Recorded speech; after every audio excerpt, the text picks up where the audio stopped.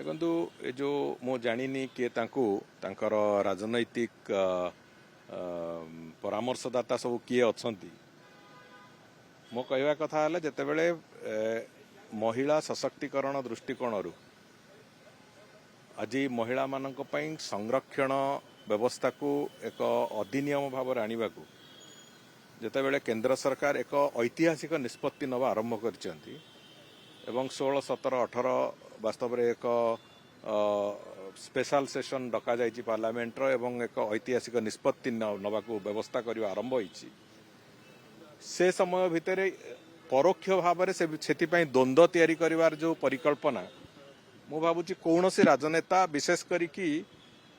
पूर्वतन मुख्यमंत्री श्री नवीन पट्टनायक भली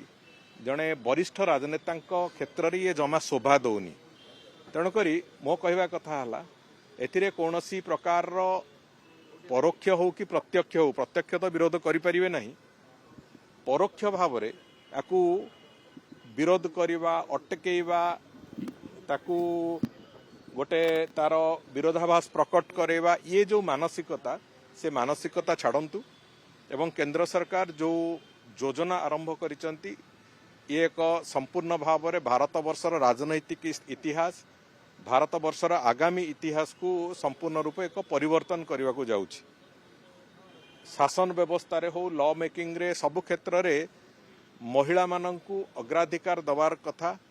महिला माननकु सम्मान दबार कथा, सम्मान फेरेबार कथा, ये सब कथा को सरकार जितेबले करिकी गोटे निर्दिष्ट योजना आरंभ करिसंती सेतेबेले परोक्ष रे सीट एतिकी बढ़िबो सेतिकी बढ़िबो कहिकी निश्चित भाव में कौन प्रकार द्युरुक्ति से आनिबा मु भावुची ठीक नुहे। एवं जो कथा से भी कहउचंती आउ गोटे कथा भी मुझे जोड़ाक चाहूँगी से जे निर्वाचन मंडलीर साइज जदि यूनिफॉर्म रहिला, निर्वाचन मंडलीर साइज जदि अपेक्षाकृत बहुत बड़ न रहिला ताहले सेठी जो पीपुल्स रिप्रेजेंटेटिव माने अच्छी से काम करिवार सुविधा सुजोग सृष्टि हुए। जो कथा हुए तो बिजु जनता दल नेता निजे बुझी ना कहीं तांकु निर्वाचन मंडली रे किछि निजे करने को पड़े ना, से तांको लोक अच्छी जो मैंने सेठी तांको तरफरु जाइकी काम करती, किंतु जे निर्वाचन मंडली सहित संपृक्त लोक माने से माने समस्ते एथिरे सहमत हेबे जे निर्वाचन मंडली जदि यूनिफॉर्म साइज रे रहिबो लोकंक पाखरे सेवा पहुंचेइबाकू लोकंकर प्रतिनिधि भाव में काम करने को ये निश्चित भाव में सुगम हुए। तेणुक जदि आगामी दिन में डिलिमिटेशन को लेकिन सेमिति केबे किछि हुए एवं सीट संख्या जो बढ़िबार एक परिकल्पना होइछि हुए निश्चित भाव में ये गणतंत्र पई एक अत्यंत शुभ सूचना हबो। तेणुक ताकू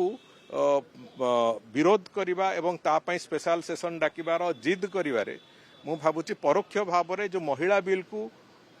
विरोध करने को बिजु जनता दल ये एक नुआ योजना एवं से दृष्टि मोर आशा और विश्वास जे जड़े वरिष्ठ राजनेता हिसाब रे पूर्वतन मुख्यमंत्री लंबा समय पूर्वतन मुख्यमंत्री हिसाब रे एभली विवाद को से निजे न आसंतु मोर एटा तांकु विनीत परामर्श मु भाबुची दबाकू चाहूँगी। देखो मु सेइतपई कहली मोर एटा तांकु विनीत परामर्श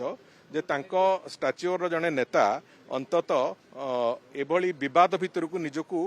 जीवा उचित नुहे, तांकु जे कई भी कथा परामर्श दउची से तांकु भूल कथा कहूची।